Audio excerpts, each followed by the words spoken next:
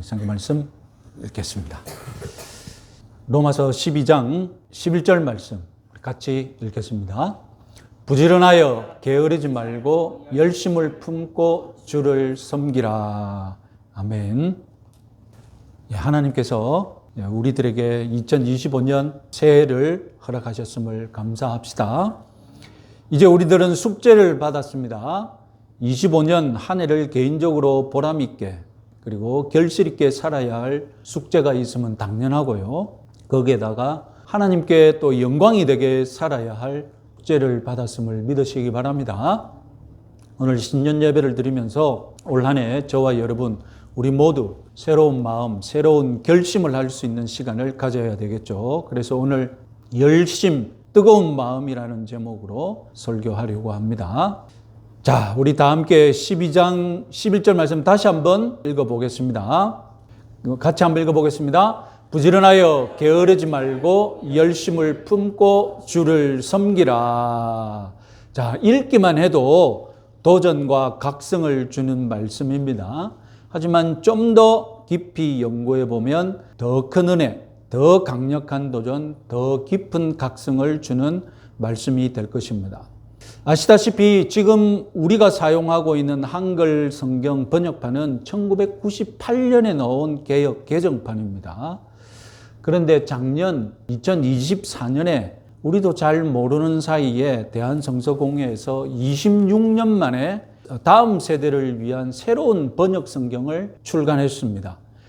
새 한글 성경이라는 제목인데요. 아직 예배용으로 인정받지 못해서 우리가 사용하지 못하고 있습니다. 하여튼 저는 적극적으로 사용할 예정인데, 자, 오늘 본문을 새 한글 성경과 유명한 영어 성경 번역 두 개를 같이 한번 비교해 보겠습니다. 자, 우리 성경은 이렇게 새 단갈기로 번역했고, 새 한글 성경은 열정이 식지 않게 하고 마음이 뜨거워져서 주님을 섬기십시오 이렇게 번역했습니다. 영어 성경이 다 이 뜻입니다. 영어 성경은 번역하면 여기보다는 여기에 더 어울리는 번역이라는 말씀입니다. 그래서 저기는 안 봐도 되겠습니다. 여기에 가깝다는 것만 아시면 되겠습니다. 왜 그러냐면 헬라어를 가장 비슷하게 번역을 했기 때문입니다. 개역 개정은 너무 우리나라 사람답게 번역을 한 것이고요. 새 한글 성경은 영어 성경과 마찬가지로 헬라어를 문자적으로 잘 번역한 것입니다. 개역 개정판 부지런하여라고 번역했는데 이 헬라어는 영어 성경에처럼 열정적으로 열정과 관련 있는 단어입니다. 그리고 개역 개정판이 게으르다라고 번역한 헬라어는 열을 식힌다는 그런 뜻입니다. 하여튼 영어든 헬라어든 기억해야 할 것은 새 한글 성경만 한번 기억해 보자는 것입니다. 열정이 식지 않게 하라. 두 번째 문장은 첫 번째 문장을 반복한 것인데 첫 번째 문장이 뭐 하지 마라 이렇게 했지 않습니까? 두 번째 문장은 뭐 해라 라고 긍정형으로 바꿔서 한 것입니다. 사실상 같은 말입니다. 그래서 첫 번째 문장이 열정에 관한 것이듯 두 번째 문장도 열정에 관한 것입니다. 여기는 열정을 잃지 마라고 했다면 여기는 열정을 품으라, 마음이 더 뜨거워지라. 영어 성경들은 특별히 영적으로 더 뜨거워지라 라고 번역을 한 것입니다. 여러분, 사도 바울이 로마 교인들에게 특별히 당부하는 자세는 열정적으로 뜨거운 마음으로 뜨거운 영성으로 주를 섬기라는 것입니다. 여러분, 왜 이런 권면이 필요했는지 생각해 볼 수 있겠습니다. 1세기 로마 교회 성도들의 특징이 무엇이었을까요? 로마 교회뿐만 아니라 1세기 전체의 사회적인 특성이 열정과 관련하여서 상당히 중요한 구조가 있습니다. 그건 다름 아니라 노예 제도로 인해 노예를 부리는 주인도 있었고 또한 주인에게 착취당하는 노예도 있었다는 사실입니다. 사회뿐만 아니라 교회도 그런 성도들이 모였다는 것이죠. 도시 로마와 그 주변에는 자유시민이 노예보다 많았다는 학설이 있습니다. 왜냐하면 로마 자체가 자유시민이 사는 도시니까. 점점점 제국으로 그 경계를 넓혀가면 자유시민보다는 노예가 많았다는 것이죠. 여러분들이 들어서 아시다시피 교회에서는 자유시민보다는 노예가 더 많았다고 여러분 흔히들 들어왔지 않습니까? 어쨌든 로마 교회에도 노예가 상당수가 있었습니다. 이런 환경에서 열정적인 자세, 과연 의미가 있을까요? 생각해 보시면 노예나 노예의 주인이나 둘 다 열정적인 삶을 살지 않습니다. 생각해 보십시오. 먼저 노예의 주인들, 자신들이 땀을 흘려 일을 할 필요가 없습니다. 제가 얼마 전에 로마의 유적지 폼페이의 유적을 보면서 한번 말씀드린 적이 있죠. 거기 가면 수백만, 수천만 개의 타일을 붙여서 만든 집과 목욕탕이 있습니다. 그래서 보면 멋있죠. 근데 그 집주인들이 자기 집 짓는 기쁨으로 그 수많은 타일들을 자기들이 일일이 붙였을까요? 말도 안 되죠. 수많은 노예들이 다 붙인 겁니다. 고대 세계 경제는 노예가 일을 해야만 돌아가는 경제였습니다. 집주인들은, 자유시민들은 땀을 흘려 노력하고 애쓰고 열정적으로 일하는 태도 찾아보기 힘들었습니다. 그 다음으로 노예의 입장을 한번 생각해 봅시다. 노예는 열심을 내어서 일을 할까요? 물론 땀을 흘리며 일하겠죠. 그러나 땀을 흘린다고 해서 그 마음에 열정이 있는 것은 아니겠죠.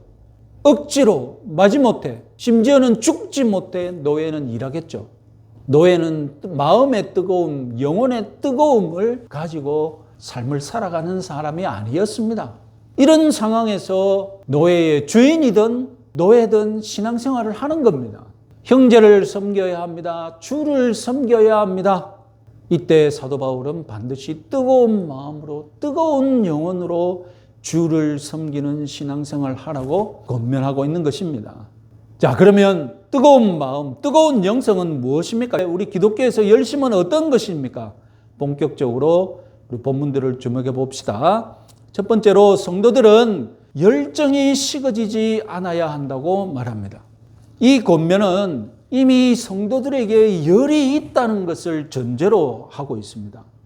진정한 성도라면 정도의 차이는 있겠지만 기본적으로 열정을 가지고 있다는 말입니다. 여러분, 열심의 한자를 해석해 보면 마음이 뜨겁다는 뜻입니다. 그런데 그리스도인이라면, 정상적이라면 마음이 뜨거운 사람들이라는 것입니다. 다름 아니라 성령 하나님이 열을 불어넣으시는 발열체이기 때문입니다. 가만히 생각해 보면 성령 하나님은 말 그대로 영이기 때문에 온도고 그런 거 아무것도 우리가 느낄 수 없는 분입니다. 보이지 않는 분이시고 손으로 잡을 수 있는 분도 아닙니다. 그런데 사도행전 2장에서 성령 하나님께서 지상에 있는 주의 제자들에게 강림하실 때 어떻게 강림하셨습니까? 오감으로 느낄 수 있도록 강림하시고 그 속에 들어가셨거든요. 그때 중요한 이미지가 무엇이었습니까? 사도행전 2장 3절 말씀 같이 한번 읽어보겠습니다.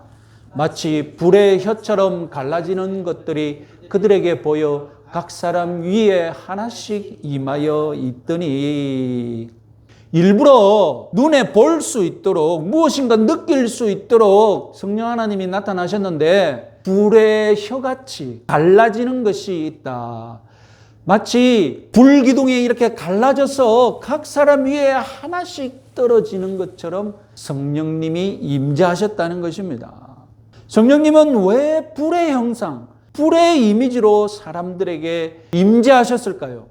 그것은 다름 아니라 불은 강력한 화력이기 때문입니다. 태워버리는 에너지이기 때문입니다. 불은 태움으로써 에너지, 힘을 얻습니다. 영적으로 타락하고 죽어있는 인생들에게 화력과 같은, 불과 같은 에너지가 필요했기 때문에 성령은 불의 이미지로 우리 인생들에게 찾아오신 것입니다. 죄와 싸워 이겨야 되고 죄를 불태워야 하고 그 태워버린 에너지를 삼아서 영적으로 무엇인가 할 수 있는 인생으로 우리 삶이 바뀌어야 되거든요. 그래서 성령님은 죄를 태워버리시고 에너지를 얻을 수 있는 불같은 분으로 내 속에 들어오십니다. 성령님이 들어오셨습니다. 불같은 분이 내 속에 있습니다. 하시는 일이 뭐겠습니까? 선한 일을 하게끔 불을 지피십니다. 나는 타고나기를 하나님 믿기 싫은데 성령님은 자꾸 내 속에 있는 악한 것들을 태우고 하나님 믿으라고 열기를 공급합니다. 그러니까 여러분, 내 속에서 열이 차오르면 어떻게 됩니까? 여러분, 이 세상에 자기 몸에 열 나는 거 견딜 수 있는 사람이 있습니까? 성령님이 자꾸 믿도록 믿음의 열기를 더하면 더할수록 우리는 견딜 수가 없어서 믿을 수밖에 없습니다. 움직여야 돼요. 내 속에 뜨거운 에너지가 있으니까. 나는 타고나기를 하나님께 기도하지 않고 예배하지 않는데 성령님은 자꾸 기도에 화력을 공급하시고 예배에 화력을 공급하십니다. 그래서 내 속에 기도의 에너지, 예배의 에너지가 차오르기 시작하면 어떻게 되는 겁니까? 기도해야 되고 예배 드려야 됩니다. 성령님이 우리 속에서 화력을 공급하시는다는 말이 바로 그런 뜻입니다. 우리 속에는 없거든요, 그런 화력이. 그래서 성령님이 우리 속에서 계속 불을 태우시면서 우리 체온을 올리시는 거예요. 나는 안 하고는 견딜 수가 없는 거예요. 이처럼 성령님이 주시는 힘, 에너지, 능력, 화력, 이것이 바로 죄와 싸워 이길 수 있고 내 인생을 변화시킬 수 있는 유일한 에너지인 줄 여러분 믿으시기 바랍니다. 성령님을 모신 진정한 성도라면, 성령님과 사귐이 깊어진다면 내 속에서 일어나는 이 화력 에너지가 충만해집니다. 반대로 성령을 모신 진정한 성도일지라도 성령님과의 사귐이 소홀해지면 어떻게 되겠습니까? 화력 에너지가 떨어지겠죠. 줄어들겠죠. 그러니까 참고 견딜 수 있는 거예요. 성령님의 화력을 내가 참 견디도 내가 이겨낼 수 있는 거예요.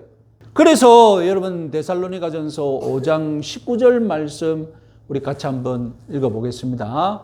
데살로니가전서 5장 19절 말씀, 성령을 소멸하지 말며, 우리 성경은 소멸하지 말라고 번역했는데 헬라어를 문자 그대로 번역하면 여기 영어 성경처럼 성령의 불을 끄지 말라, 이런 뜻입니다. 성령이 우리 속에서 막 불을 지피고 있는데 우리는 이 불을 끄기 위해서 막 발로 막 끄라고, 예배드리고 싶은 열정이 식어지고 헌신하고 싶은 열정이 식어지는 그 첩경이 바로 성령의 불을 끄는 것입니다.